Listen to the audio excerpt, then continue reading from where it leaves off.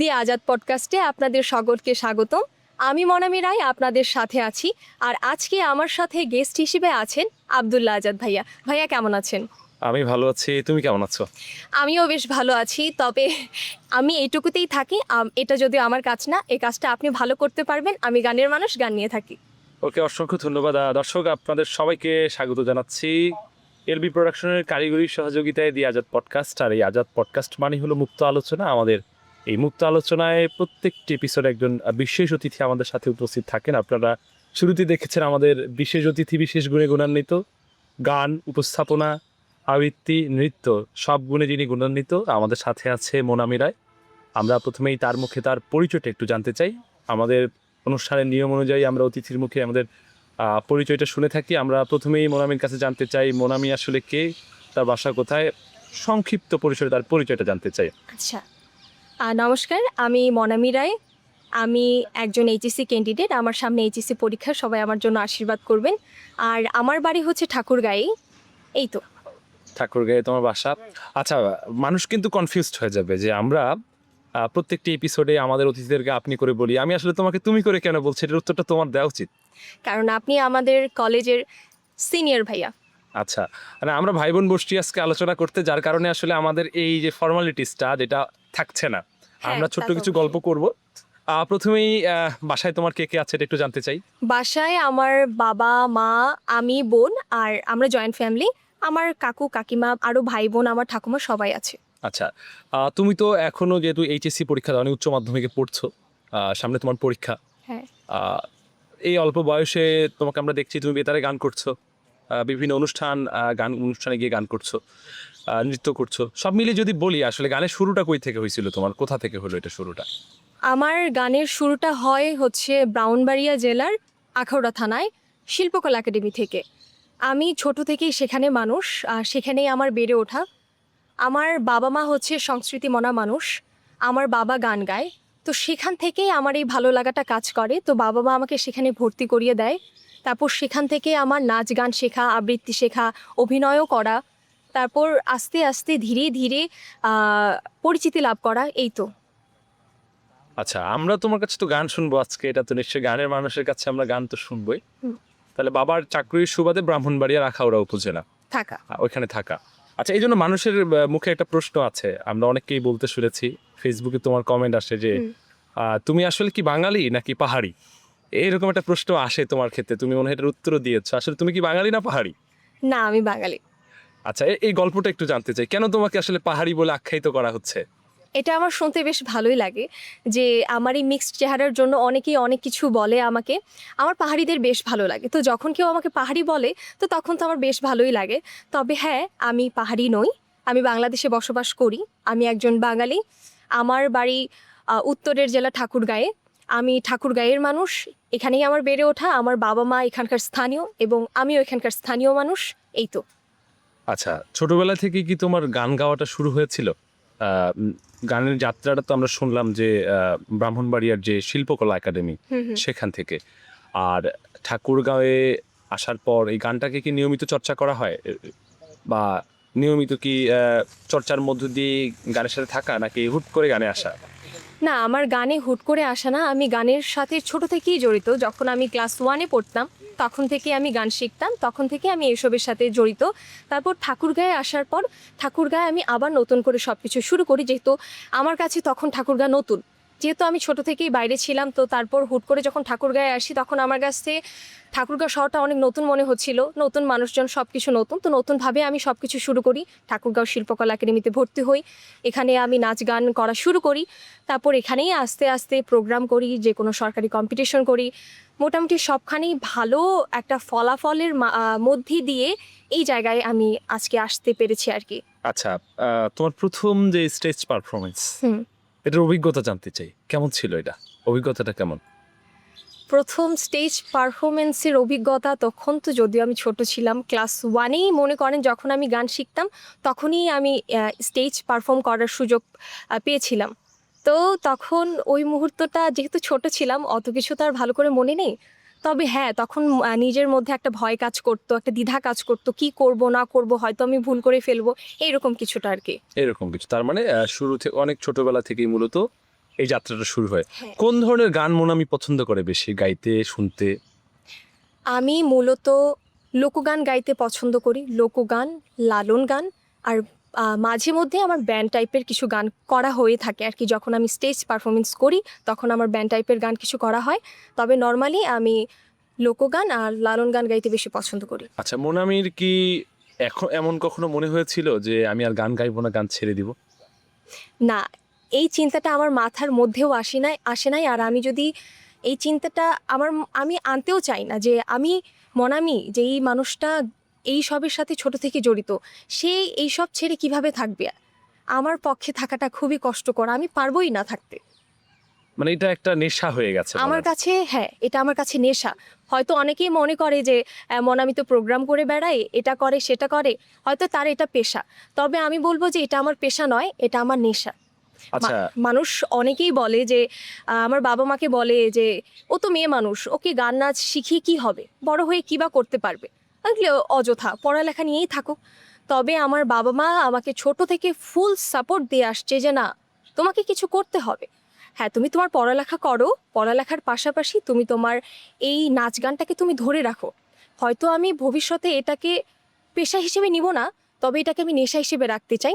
আমি আমার পড়াশোনার মাধ্যমে ভালো কিছু করব, তবে বড় হয়ে আমি আমার এই নেশাটাকে ধরে রাখতে চাই। আচ্ছা, এই গান করতে গিয়ে, সংস্কৃতির কাজগুলো করতে গিয়ে মানুষকে অবহেলায় পড়তে হয়, কটূক্তির মধ্যে পড়তে হয়। মোনামি বয়সেও ছোট।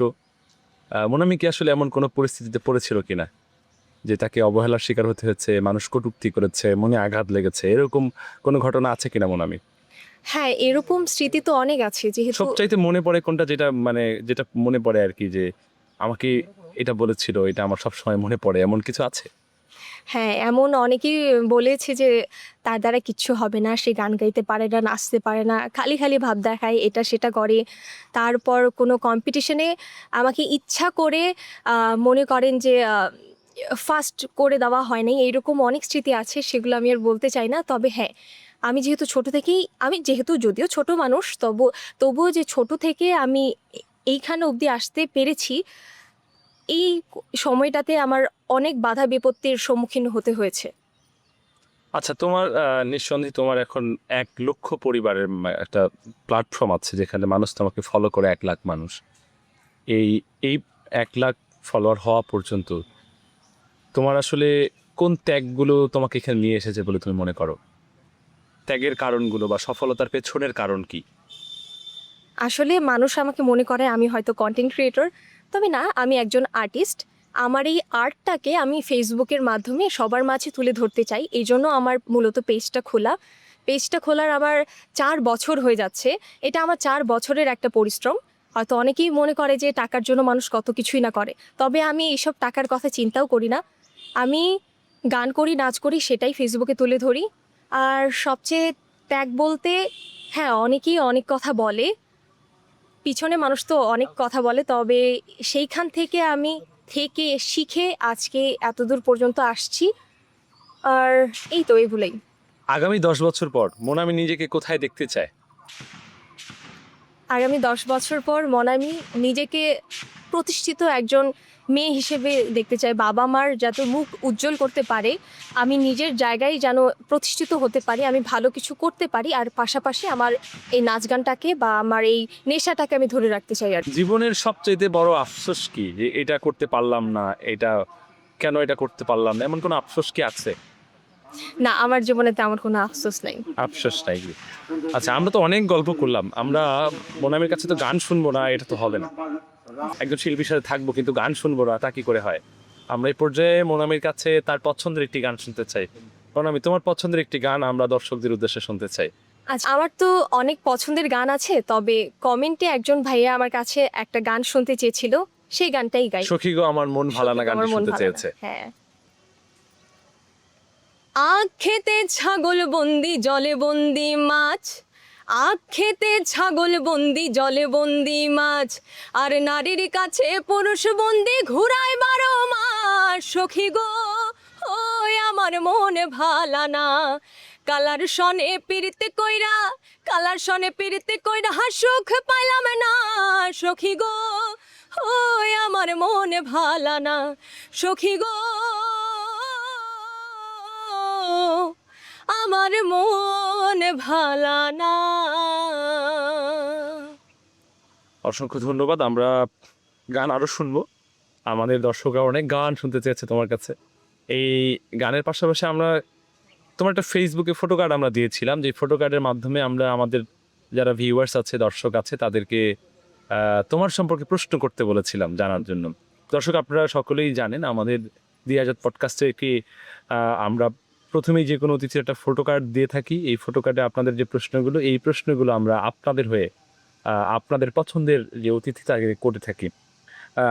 আপনাদের পছন্দের অতিথি আপনারা প্রশ্ন করেছেন, সেই প্রশ্নগুলো এখন আপনাদের হয়ে আমরা মোনামিকে জানাতে চাই। ফেসবুকে একজন প্রশ্ন করেছেন যে বিয়ের সময় কেমন ছেলে চাও তুমি, বা যাকে বিয়ে করবা সেই ছেলে কেমন গুণ থাকা উচিত? আসলে যদিও বিয়ে নিয়ে আমি এখনো ভাবি না, আমার ভাবার বয়স হয় নাই, তবে হ্যাঁ, আমি জীবনে সেই ছেলেকেই চুজ করব যে আমাকে আমার মতো করে ভালোবাসবে, যে আমার যে পছন্দটাকে গুরুত্ব দিবে, যে আমার ভালো লাগাটাকে গুরুত্ব দিবে, আমার এইসব নাচ গান এইসব তাকে যে মেনে নিবে বা আমাকে ভালোবাসবে, আমার পরিবারকে ভালোবাসবে, সেই রকম একটা ছেলেকে আমি চুজ করব। মোট কথা হলো মোনামিকে ওই ছেলে প্রয়োজন যেই ছেলে হলো সংস্কৃতি মনে হবে, সংস্কৃতিকে যে ধারণ অবশ্যই। করতে পারবে, মোনামির উপযুক্ত জীবন সঙ্গী। আচ্ছা, আমরা আরেকটা প্রশ্ন পেয়েছি, মোনামি কি কখনো প্রেমে পড়েছিল? না, আর নীরবতা নীরবতা কিন্তু প্রেমের একটা কথা বলে, যে হ্যাঁ এর লক্ষণ বলে এটা।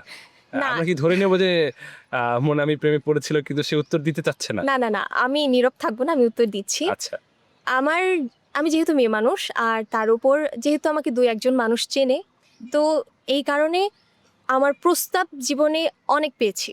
এইরকম মুহূর্ত আমার জীবনে অনেক এসেছে, তবে আমি সেটাকে গুরুত্ব দিই নাই, আর আমি গুরুত্ব আপাতত দিতেও চাচ্ছি না, তাই ওইসব থেকে দূরে আছি আর কি। আচ্ছা, আমি একটু মজার কথা বলি। মোনামি বলছে যে মোনামির তার দুই একজন মানুষ চিনে, কিন্তু কথাটা আসলে একটু একটু মনে হয় ভুল আছে কথাটাতে। তার ফেসবুকে ফলোয়ার সংখ্যা কমপক্ষে 1,01,000, যেটা 1,00,000 অতিক্রম করেছে কয়েকদিন। সে বলছে কয়েকজন চেনে আর কি। এটা আপনারা ঠিক করে নিন যে তারা কয়েকজন চেনে। এবার আসি যে তুমি এক সময় ডান্স করতা, হুম। বা এখনো করো। তোমার এক সময় একজন পার্টনার ছিল, সে কমেন্ট করেছে, তাকে তুমি মনে রাখছো কিনা? আচ্ছা। আহ, যে ডান্স পার্টনার রাফসান ভাইয়ার কথা তোমার মনে আছে কিনা? সে কমেন্ট করেছে, আসলে কি মনে আছে কিনা? হ্যাঁ ভাইয়া, তোমাকে আমার মনে আছে, আর কেনই বা মনে থাকবে না, আমরা একসাথে অনেক নাচ করেছি, একসাথে অনেক পারফরমেন্স আমরা করেছি, তাই আমার ভোলার কথা না। আর তোমাকে আমার অবশ্যই মনে আছে আর মনে থাকবে। আচ্ছা, একজন কন্টেন্ট ক্রিয়েটর আর একজন টিকটকারের মধ্যে মোনামির কাছে কি মনে হয় যে দুজনের মধ্যে পার্থক্য কোথায়? হ্যাঁ, পার্থক্য তো অবশ্যই আছে। যারা ভালো মানের কন্টেন্ট ক্রিয়েটর, তারা তাদের কন্টেন্টের মাধ্যমে ভালো কিছু দর্শকদের মাঝে ছড়িয়ে দিতে চায়, যারা খালি ভিউসের আশা করে না, যারা ভালো কিছু দিয়ে দর্শকদের সাথে ইন্টারেক্ট করতে চায়। আমি বলবো যে তারাই কন্টেন্ট, যারা ভালো কন্টেন্ট ক্রিয়েটর, এটাই হচ্ছে তাদের বৈশিষ্ট্য। তাদের মধ্যে একটা ব্যক্তিত্ব থাকে, যারা ব্যক্তিত্ব বিসর্জন দেয় না। আর যারা টিকটকার, তারা সারাদিনই টিকটক করে, সারাদিনই টিকটক ছাড়ে, তাদের নিজস্ব কোনো ব্যক্তিত্ব নাই। আচ্ছা, মোনামি কি কি টিকটক করে? আমি টিকটক করি না, ইভেন আমার ফোনে টিকটক অ্যাপসটা অবধি নেই। আমি টিকটক পছন্দ প্রশ্ন করি না। এসেছে, মোনামি কি টিকটকার? না, আমি টিকটকার নই। আমি টিকটকার তাহলে আমরা কাদেরকে বলতে পারি? মোনামির কাছে কি মনে হয় টিকটকার কে? এখন টিকটক জিনিসটা এমন হয়ে গেছে যে প্রত্যেকটা মানুষের ফোনে টিকটক থাকে, টিকটক দেখে, কোনো কিছু করতে না পারলেও যে কোনো একটা ভিডিও বা ছবির মাধ্যমে ছেড়েই টিকটক পোস্ট করে দেয়।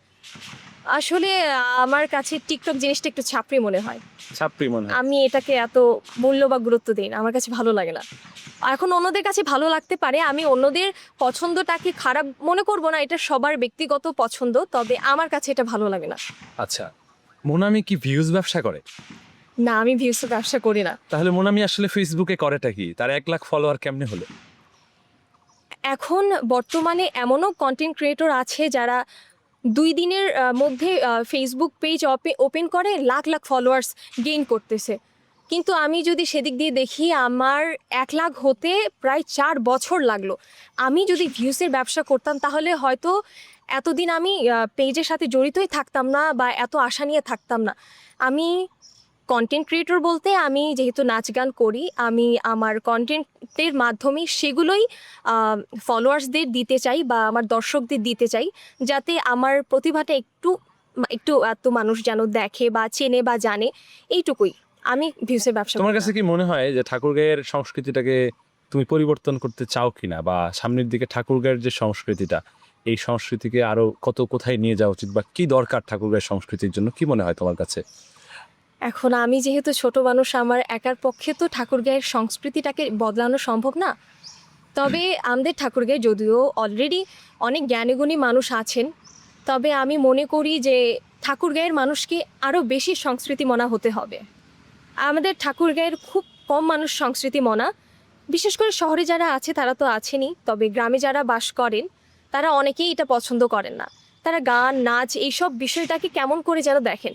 যদি আমি আমার ব্রাহ্মণবাড়িয়া আখড়ার কথা বলতে চাই, ওখানকার প্রত্যেকটা মানুষ সংস্কৃতি মনা, এমন কোনো মানুষ নাই যে যাদের বাড়িতে হারমোনিয়াম নাই। সে গান করতে পারুক বা না পারুক, সে গান, তাদের প্রত্যেকের বাড়িতে হারমোনিয়াম আছে। তারা ছোট থেকে এবং বয়স্ক মানুষ পর্যন্ত প্রত্যেকে গান শোনে।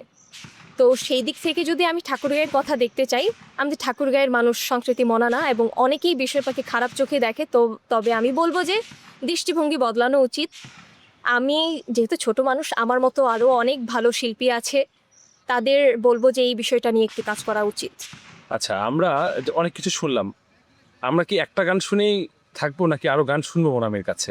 হ্যাঁ, শুনলে শোনা যায়। হ্যাঁ, এবার আমরা কি গান শুনবো তাহলে মোনামির কাছে?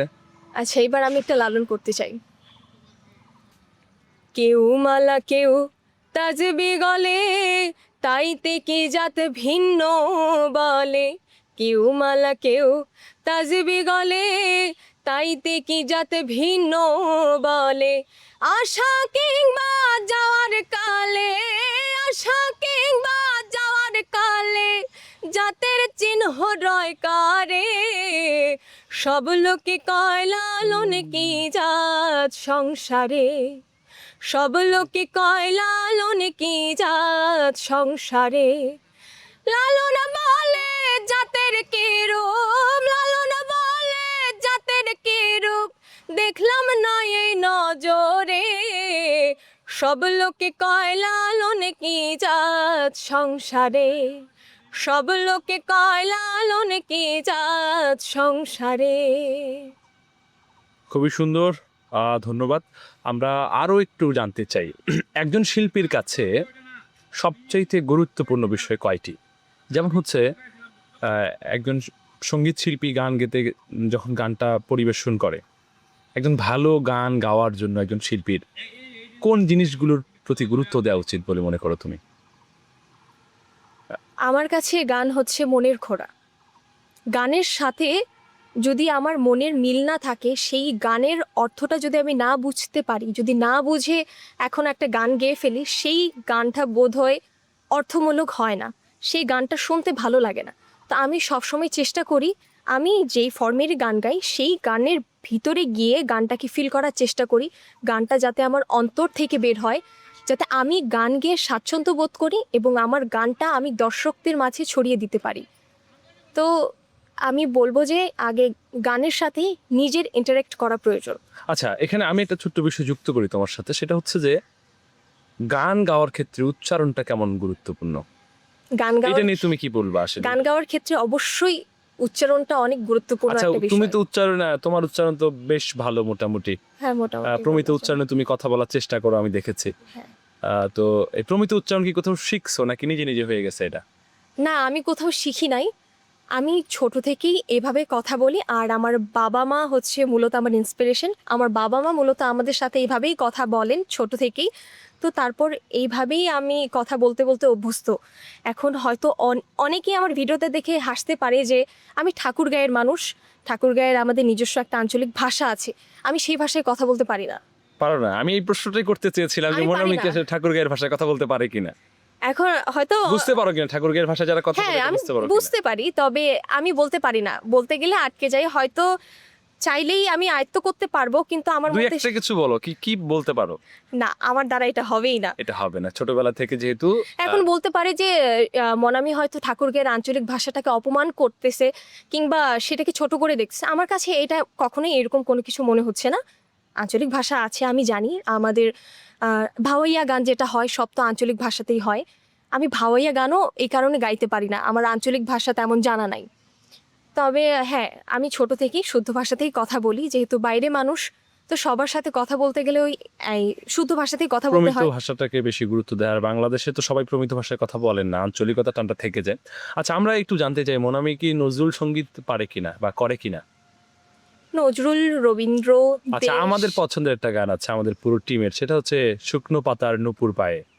এই গানটা কি জানা আছে কিনা? আমাদের টিমের জন্য এই গানটা আমরা শুনতে চাই। যদি হ্যাঁ, যদি গান- আমাদের অতিথি মোনামি সেটা জানা থাকে, অবশ্যই আমরা এই গানটা একটু না, শুনবো। গানটা আমার জানা আছে। আমি নজরুল, রবীন্দ্র, দেশ, আধুনিক সব টাইপেরই গান মাঝে মধ্যে গাওয়ার চেষ্টা করি।